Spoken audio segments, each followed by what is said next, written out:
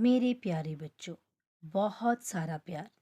मैं आपकी हिंदी अध्यापिका डॉक्टर बेबी शर्मा आज आपके लिए रेखा शर्मा द्वारा संकलित कक्षा तीसरी की हिंदी पाठ्य पुस्तक सुरुचि से पाठ 4 आ गया है सावन लेकर आई हूँ। अगर आपको यह वीडियो अच्छा लगे तो मेरे चैनल डॉक्टर बेबी शर्मा को सब्सक्राइब करें और मेरी वीडियो को लाइक करें और अपने दोस्तों के साथ शेयर करें। जैसे कि आपको पता है, भारत देश विविधताओं का देश है। यहाँ पर अलग अलग तरह के लोग अलग अलग भाषाएं बोलते हैं। उनका खान पान भी अलग अलग है।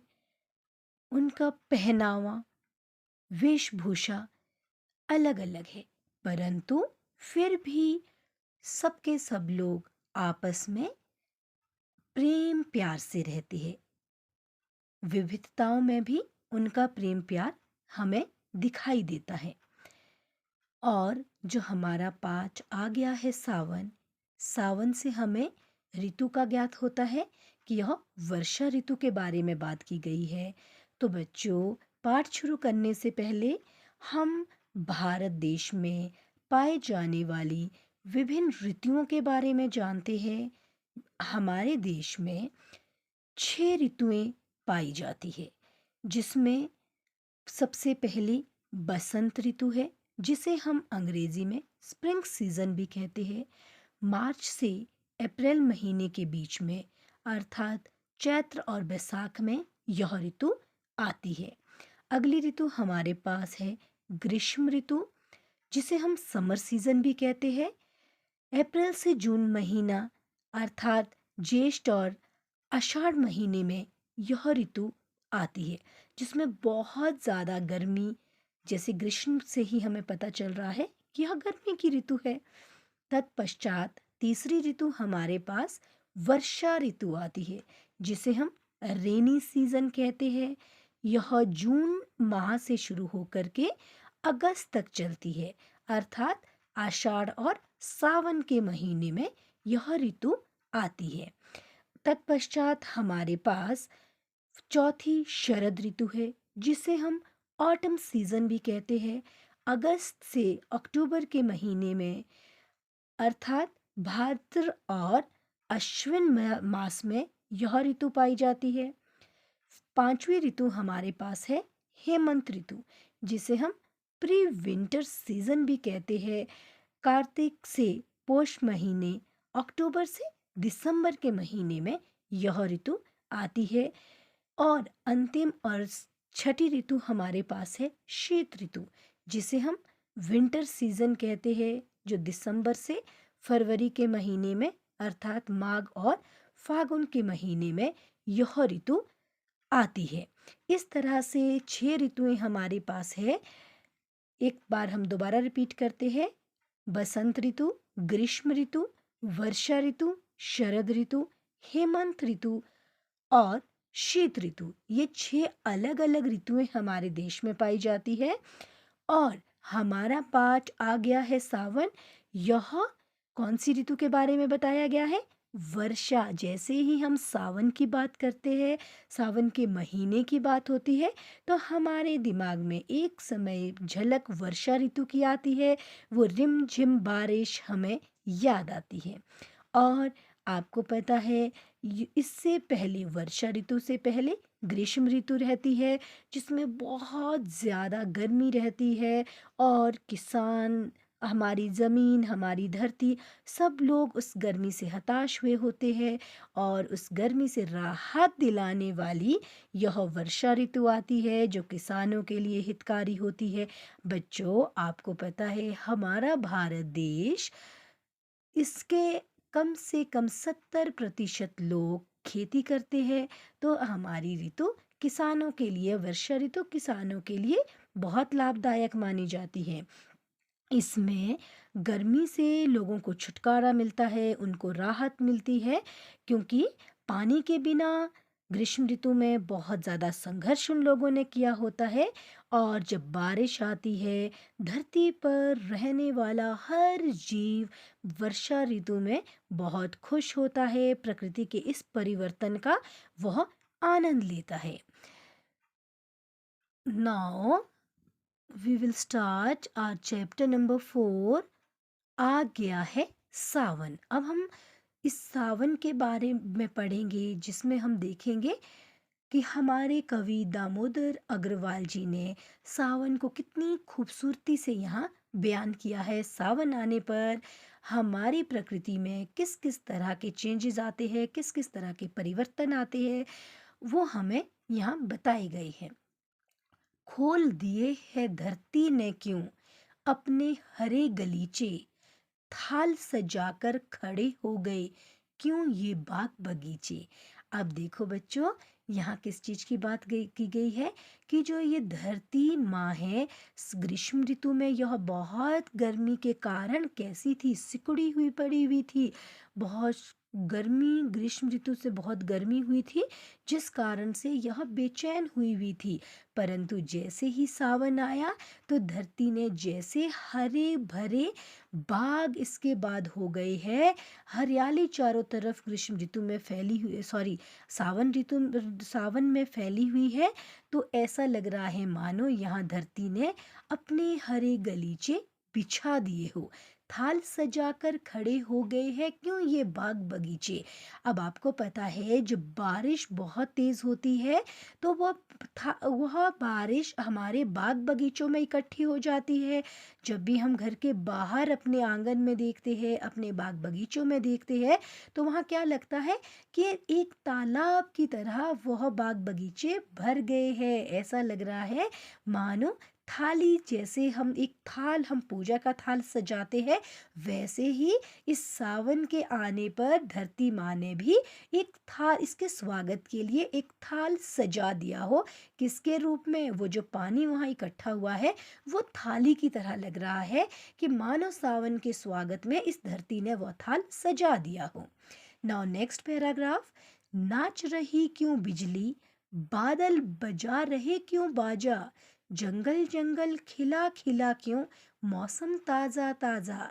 अब कवि क्या कहते हैं? नाच रही क्यों बिजली। जब सावन आता है तो बच्चों आपको पता है आसमान में बादल गरजते हैं और बिजली चमकती है। तो कवि क्या कहते हैं? कवि कहते हैं कि बादल ऐसे गरज रहे हैं मानो किसी का विवाह हो रहा हो और वो बाजा बजा रहे हो, और या फिर हम किसी का स्वागत करते हैं तो भी हम बाजा बजा करके उसका स्वागत करते हैं। तो सावन का स्वागत भी यह धरती और बादल ऐसे कर रहे हैं मानो बाजा बजा रहे हैं।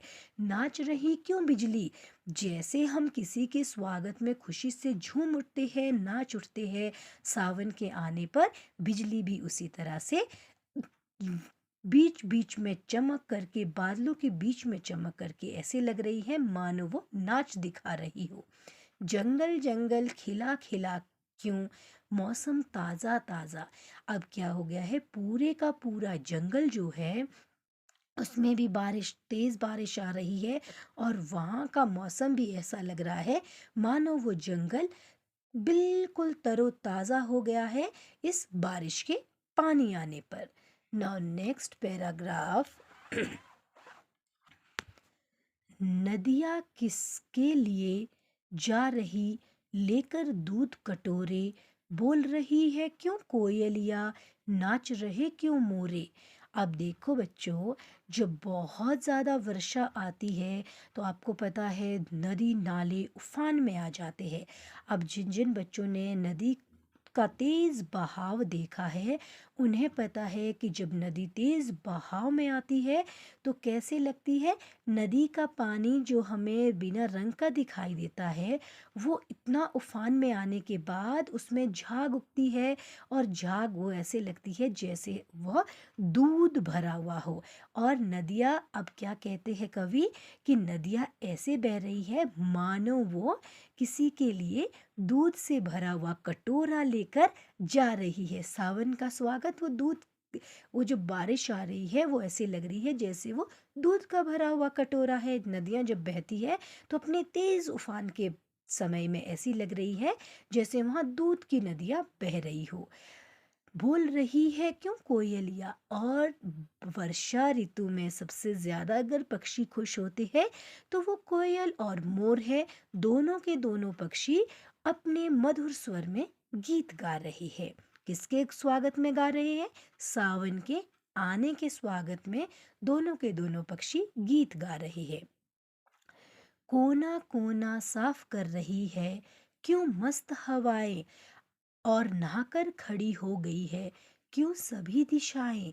अब देखो बच्चों, जब वर्षा ऋतु आती है तो अपने साथ वह तेज हवाएं भी लेकर आती है।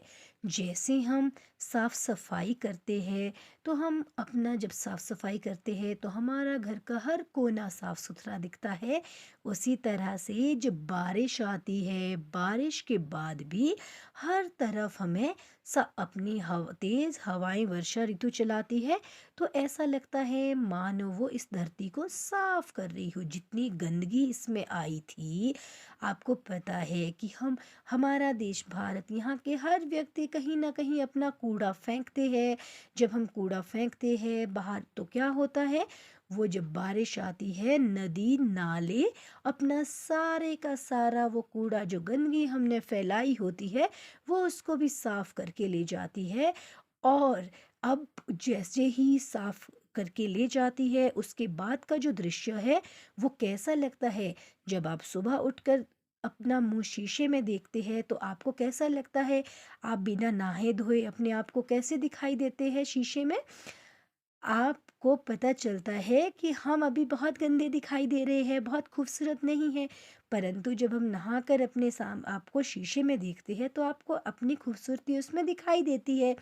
ठीक उसी तरह जब वर्षा आती है और ऐसा लगता है, वर्षा जब रुक जाती है, थम जाती है, उसके बाद क्या महसूस होता है कि जैसे चारों दिशाएं, सभी दिशाएं हमारी चार दिशाएं हैं, पूरब पश्चिम उत्तर और दक्षिण, ये चारों दिशाएं ऐसे लगती है, यहाँ का माहौल ऐसे लगता है कि मानो ये दिशाएं भी इस वर्षा के पानी में नहाकर खड़ी हो गई है। नहीं समझ पाए क्या अब तक तुम इन सबके माने, अरे आ गया है सावन गर्मी से हाथ मिलाने। कवि क्या कहते हैं कि बच्चों, क्या तुम्हें नहीं पता चला कि हम किस ऋतु का वर्णन कर रहे थे? हम तो अरे आ गया है सावन। हाँ, सावन किस ऋतु को कहा जाता है? वर्षा। कवि कहता है कि वर्षा ऋतु आ गई है, वो रिमझिम बरसने वाला सावन आ गया है। और कैसे आ गया है? गर्मी से हाथ मिलाने। इस गर्मी से, जो ग्रीष्म ऋतु ने हमें बहुत ज़्यादा परेशान किया है, उस गर्मी ने, उससे हाथ मिलाने मतलब उससे राहत दिलाने ये वर्षा ऋतु हमारे पास आ गई है। और इसके हमारे कवि है दामोदर अग्रवाल जी। तो बच्चों, आपने अभी हमने कविता पाठ किया। अब इसके पश्चात हम इसकी बैक एक्सरसाइज करेंगे, इसका अभ्यास करेंगे। अभ्यास में सबसे पहले हम देखेंगे शब्द अर्थ, जिसमें पहला शब्द है हमारा धरती। धरती किसे कहते हैं? जमीन। गलीचे, फर्श पर बिछाने वाली कालीन जो है उसे गलीचा कहा जाता है। मस्त, मगन। दिशाएं, चारों दिशाएं अभी मैंने आपको बताई थी, पूरब पश्चिम उत्तर दक्षिण। और माने का मतलब होता है मतलब या अर्थ। अभ्यास में आइए, प्रश्न नंबर पहला हमारे पास है, किसने अपने हरे गलीचे खोल दिए हैं? किसने खोले थे? धरती ने। थाल सजाकर कौन खड़े हो गए हैं? बाग बगीचे। अभी हमने अपनी कविता में पढ़ा कि बाग बगीचे पानी से भरे हुए कैसे लग रहे हैं, जैसे किसी के इस सावन के स्वागत में थाली सजा दी गई हो, धरती के द्वारा थाली सजाई गई हो। बाजा कौन बजा रहा है? बादल। नदियां क्या लेकर जा रही है? दूध कटोरे। सॉरी, अगला क्वेश्चन मैंने यहाँ लिखा नहीं है। मोर कब नाचता है? मोर सावन के आने पर वो अपना नाच दिखाता है। अगला प्रश्न है, कोना कोना साफ कौन कर रहा है?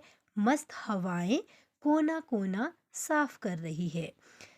अगला प्रश्न हमारे पास है, सभी दिशाएं कैसी खड़ी है? सभी दिशाएं वर्षा के पानी में नहाई हुई सी खड़ी है। इस कविता में कौन सी ऋतु का वर्णन किया गया है? बच्चों, हमने पूरी कविता अभी पढ़ी, तो आप मुझे बताएंगे इस कविता में कौन सी ऋतु का वर्णन है? वर्षा ऋतु का। इस कविता में वर्षा ऋतु का वर्णन किया गया है। अगला प्रश्न हमारे पास है, कविता की पंक्तियाँ पूरी कीजिए। तो बच्चों, जो कविता हमने पढ़ी है आपने वहीं से पंक्तियाँ पूरी करनी है। नदियाँ किसके लिए जा रही, लेकर दूध कटोरे, बोल रही है क्यों कोयलिया, नाच रहे क्यों मोरे। ये हमने अभी कविता में पढ़ा है, ये पैराग्राफ हमने यहाँ पूरा करना है। अगला है, सही उत्तर चुनिए। अब आपके पास प्रश्न दिए गए हैं, उनकी 3 ऑप्शंस दी गई है। आपने इनमें से सही उत्तर चुनना है। कौन नाच रहा है? बिजली, बादल या मोर? कौन नाच रहा था हमारे पास? मोर। इसका सही उत्तर रहेगा मोर। हवा क्या साफ कर रही है? कोना कोना, घर आंगन, बाग बगीचे। हवा कोना कोना साफ कर रही है। इसका सही उत्तर कोना कोना है। उस कोने कोने में घर आंगन भी आ जाता है, बाग बगीचे भी आ जाते हैं, हर चीज आ जाती है। तीसरा प्रश्न हमारे पास है, गर्मी से हाथ मिलाने कौन आ गया है? यह हमारी कविता की अंतिम पंक्ति थी। हम गर्मी से हाथ मिलाने कोयल या सावन या धरती में से कौन आया था? सावन, क्योंकि ग्रीष्म ऋतु के बाद कौन सी ऋतु आती है? वर्षा ऋतु। तो गर्मी से हाथ मिलाने सावन आया था। इसका सही उत्तर होगा सावन। धरती ने क्या खोल दिए है? हरे गलीचे, बगीचे या हवाएं। पहला जब हमने पैराग्राफ पढ़ा था उसमें हमें पता चला था कि धरती ने हरे गलीचे खोल दिए हैं। गलीचे का अर्थ हमने बताया था फर्श पर बिछाने वाला कालीन, अर्थात धरती ऐसे लग रही थी जैसे कि फर्श पर हरा कालीन बिछा हो। फर्श किसे कहा गया था? इस धरती माँ को। आगे हैं भाषा ज्ञान वाले प्रश्न हैं अब हमारे पास। समान तुक वाले शब्द लिखिए। तो बच्चों, समान तुक वाले शब्दों को कैसे लिखा जाता है? जैसे पहला उदाहरण आपके पास मैं एक बार देती हूँ। बाग है तो आपने एक अंतिम वर्ण लेना है इसमें से। तो आपने ऐसे ही शब्द बनाने हैं, जैसे बाग का गौ है तो अंतिम वर्ण आपके पास आ गौ आना चाहिए। तो अब देखिए यहाँ हमारे पास बाग का क्या आया? नाग, साग, कोना, रोना या बोना। साफ, माफ, खिलाफ, बजा, छज्जा, लज्जा, हाथ, साथ, अनाथ। सभी भौ ई है तो इसमें हमने शब्द बनाए हैं अभी, कभी। हवा वो आ है तो इसके समान तुक वाले शब्द है तवा, सवा, अब, जब, कब। इस तरह से ये शब्द समान तुक वाले हमने बनाए हैं। आगे आपके पास है, ध्यान से पढ़िए।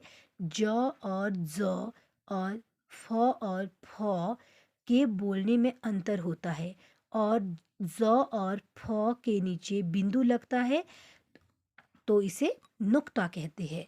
अब अपना पेज पलटिए, पेज ऑन 32। आप ज और ज और फ और फ वाले दो दो शब्द लिखिए। हमने दो दो शब्द लिखने हैं। ज वाला हमारा शब्द हमने लिखा है जल और जेल। ज वाला है जमीन और जीरो। अगला है फ, फल और फसल। फ, फरियाद और फरमान। अब प्रश्न नंबर 3 है, एक से अनेक बनाइए। मतलब एक वचन हमारे पास दिया है, आपने यहाँ बहुवचन बनाना है। गलीचा, गलीचे, बाजा, बाजे, बगीचा, बगीचा का बहुवचन बगीचे, कोना, कोने, नदी, नदियाँ, गर्मी, गर्मियाँ, दिशा का बहुवचन दिशाएं, हवा का बहुवचन हवाएं। प्रश्न नंबर 4 हमारे पास है, समूह से अलग शब्द पर गोला बनाइए। जैसे हमारे पास एक शब्द दिया है बगीचा। बगीचा, उपवन, बाग और खेत। अब आपने देखना है बगीचा, बगीचा को ही उपवन कहा जाता है, बगीचा ही बाग का भी पर्यायवाची बगीचा रहता है। और आपके पास यहाँ खेत अलग सा समूह से अलग है। अब है नदी, सरिता, पर्वत और नहर। अब देखिए, नदी जो है, नदी भी बहती है, सरिता नदी का पर्यायवाची है, नहर भी नदी से ही मिलती जुलती है क्योंकि नहर से पानी जाता है। और पर्वत जो है ये इस समूह से अलग शब्द है, तो हमने किस पर गोला लगाया? पर्वत पर। अगला है हवा, उमंग, पवन, वायु। अब देखिए बच्चों, हवा, पवन, वायु ये एक दूसरे के पर्यायवाची है और इसमें अलग समूह का शब्द जो है वो उमंग है। अगला है बिजली, दामिनी, चंचला, मेघ। अब देखिए, बिजली की ही पर्यायवाची शब्द दामिनी और चंचला है और मेघ बादल को कहा जाता है। तो इसमें अलग समूह का शब्द जो है हमारे पास वो मेघ है। हमने किसे गोला लगाया? मेघ। अगला हमारे पास है मोर, सिंह, मयूर, नीलकंठ। तो बच्चों, मोर के ही पर्यायवाची मयूर और नीलकंठ रहते हैं। सिंह किसे कहा जाता है? सिंह तो शेर है, जंगल का राजा है।